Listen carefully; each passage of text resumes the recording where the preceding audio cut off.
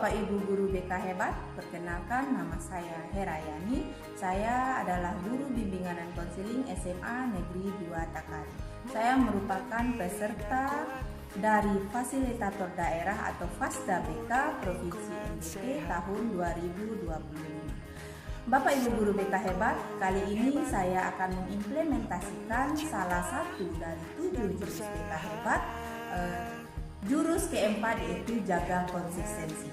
Alasan saya untuk mengimplementasikan jurus keempat yaitu jurus jaga konsistensi pada murid SMA Negeri 2 Takari adalah untuk membentuk sebuah kebiasaan baik dan memutus kebiasaan buruk, serta dapat menciptakan prinsip dan sistem yang membangun sebuah kebiasaan positif berbasis kesadaran serta konsisten terhadap murid.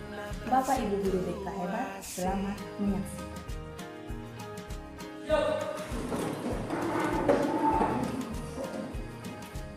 Hormat. Selamat pagi Bu Guru. Selamat pagi, silakan duduk. Bagaimana kabarnya kelas 11A? Baik Bu. Siapa harinya tidak hadir? Maria dan Mando. Apa kabar dengan Maria dan Armando? Armando sakit, Farida? Izin. Bahwa bulan lalu Ibu mengikuti kegiatan FASDA BK di lintas provinsi NTT. Untuk itu Ibu mendapatkan 7 materi dengan nama 7 jurus BK hebat. Nah, salah satunya kita akan mengimplementasikan jurus keempat yaitu jaga konsistensi. Nah, nanti kita akan lebih gali-gali, lebih tahu lagi apa itu jaga konsistensi. Semua sudah siap untuk menerima materi? Siap Bu. Kita maju dulu.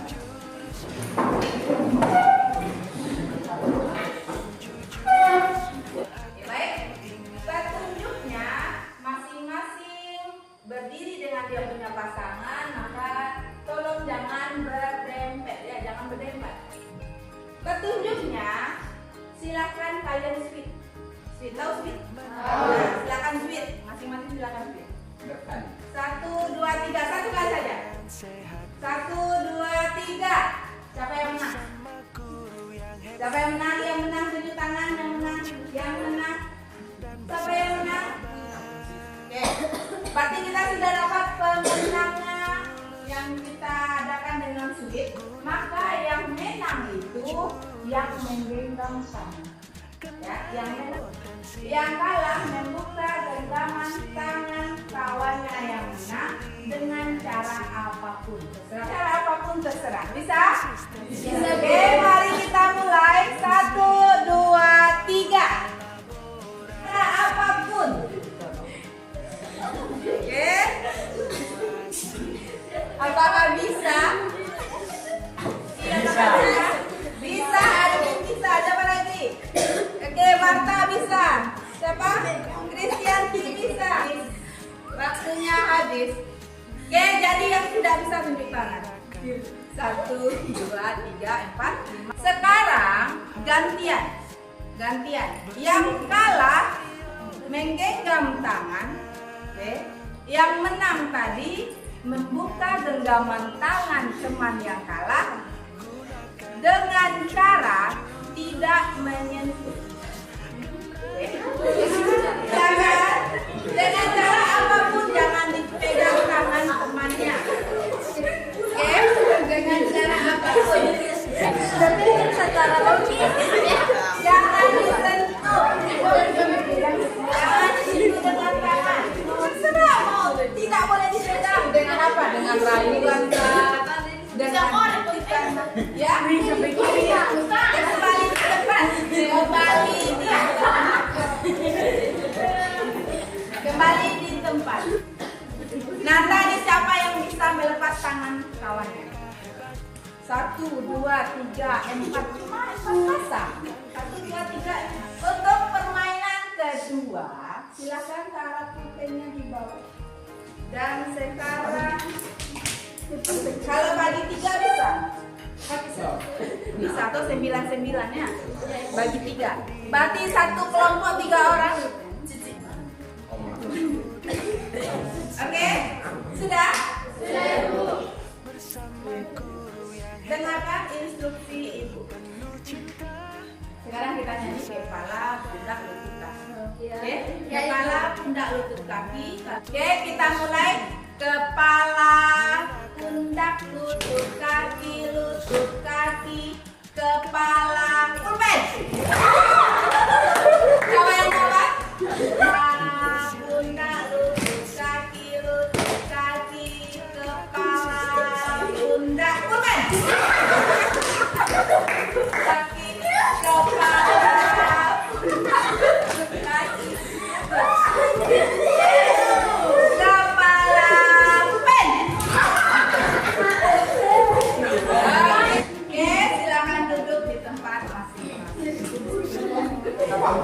baik anak-anak, pada permainan tadi kira-kira pelajaran apa yang bisa kita ambil dari 2 permainan tadi? Yang pertama permainan menggenggam tangan, membuka genggaman tangan teman dengan cara apapun dan dengan cara tidak dipegang. Siapa yang bisa? Siapa yang tahu? Cici mencari solusi. Berin berusaha.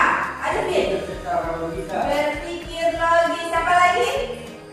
Oke, kalau untuk permainan kedua, yaitu permainan kepala, pundak, lutut, kaki, kira-kira permainan apa? Kira-kira pelajaran apa yang bisa kita ambil? Siapa yang tahu? Diniati, kecepatan, konsentrasi, melatih gerak, fokus. Oke, baik, terima kasih. Ternyata kita semua bisa mengambil pelajaran dari sebuah permainan. Maka ketika bermain genggaman tangan itu ada 2 cara. Dengan cara dipaksa, dengan cara sukarela. Kalau permainan yang kedua, kepala, pundak, lutut, dan kaki, untuk melatih fokus, gerakan, dan konsentrasi. Maka apa yang disebutkan harus lebih cepat. Sekarang kita masuk kepada materi atau konseptual, yaitu jurus 4 jaga konsistensi. Nah, siapa yang tahu apa itu konsistensi? Siapa yang tahu apa itu konsistensi? Konsisten atau secara teratur. Nah, sekarang dalam konsistensi itu dengan tema yaitu kebiasaan berkesadaran. Kalau dalam belajar kita punya kebiasaan tidak? Punya. Apa itu kebiasaannya? Coba Arifin biasanya belajar bagaimana? Duduk tenang. Betul, duduk tenang. Oke. Tirsa belajar biasanya bagaimana? Mendengar penjelasan guru. Nah, itu kebiasaan belajar yang positif. Maka ada lagi kebiasaan belajar negatif. Nah, oleh karena itu, ganggu teman, Marta, mengantuk. Kadang-kadang kita belajar itu guru menjelaskan di depan, kita tidur di belakang. Maka itu adalah kebiasaan belajar yang bagaimana? Negatif.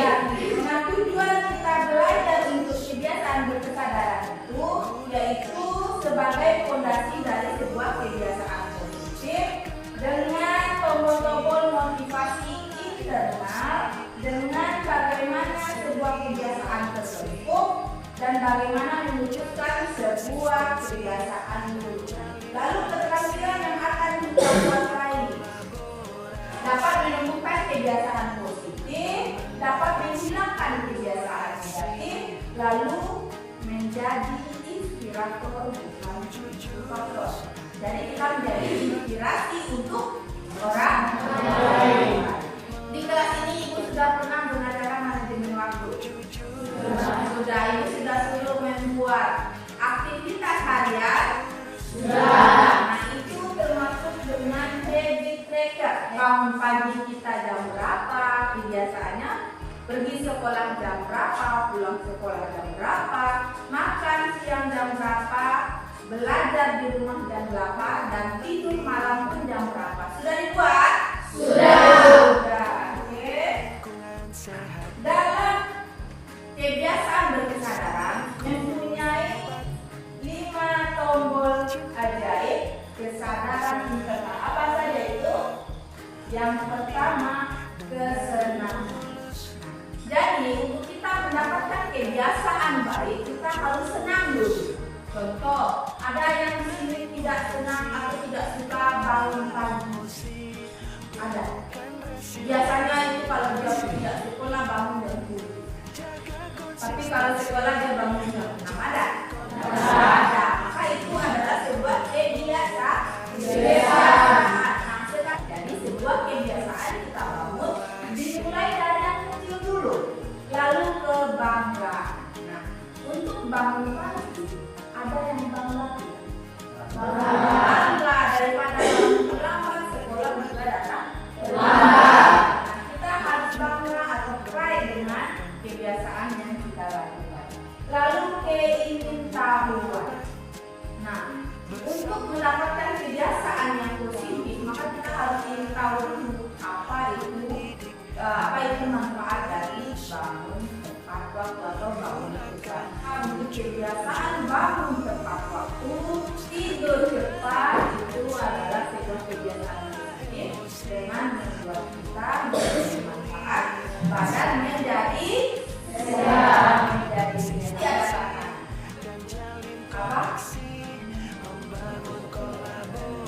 Mengantuk, nah itu juga tantangan. Kadang-kadang biasanya kita tidur sampai bangun jam 5, tapi di pasar bangun jam 4. Tapi di sekolah kita berasa tidur. Nah, kita bisa perhatikan bagian depan. Motivator atau kendali dari luar dengan inspirator atau kesadaran internal. Nah, kira-kira kalau HP berdiri, mau SMS atau kira-kira kita penasaran tidak? Siapa yang telepon? Yang sini siapa yang telepon? Gitu ya. Lalu yang ketiga, respon. Nah, respon silakan bacakan Ensa.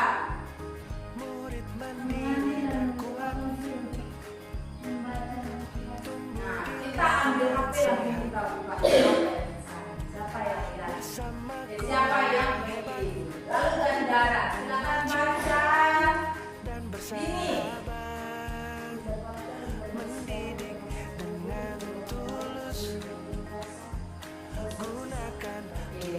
Kadang-kadang untuk mendapatkan informasi merasa terhubung dengan orang lain agar bisa menghilangkan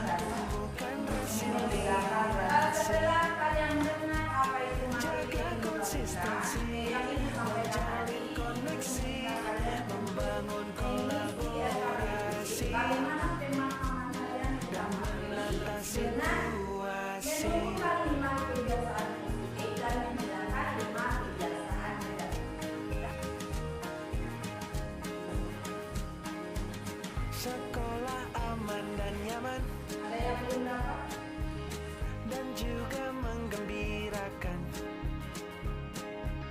Tempat bertumbuh harapan, bersama ayo kita wujudkan.